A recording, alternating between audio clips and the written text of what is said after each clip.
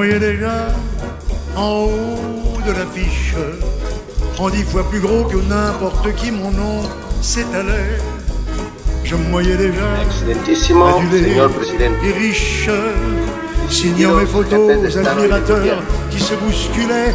J'étais le plus grand des grands fantaisistes. Mesdames et messieurs, bonjour. Le fils du président Obiang est venu à l'ONU, car son père le président Obiang a eu peur de venir, car il craignait, comme il l'avait dit en public pendant sa campagne électorale, qu'il craignait d'être assassiné à Genève. En fait, il craignait que le pape lui parle de la corruption et des 360 assassinats. Bientôt une étude très complète sur tous mes méfaits sera publiée par la CORED, et je vous invite à la lire. Moi-même j'en ai commandé plusieurs milliers pour les distribuer à Noël dans les écoles qui, comme vous le savez, sont toutes payantes en Guinée équatoriale, contrairement à ce que j'ai dit à l'ONU.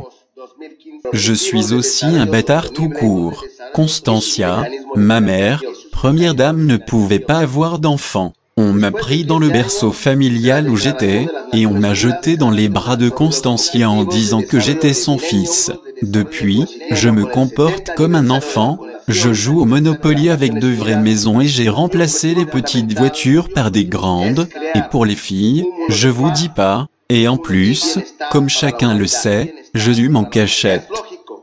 En tant que futur président, je fais mon stage à l'ONU, de la part de Papa Obiang qui n'ose plus aller à l'étranger, car il craint bitement d'être assassiné comme il a essayé de le faire croire à tout le monde en disant que c'était à Genève.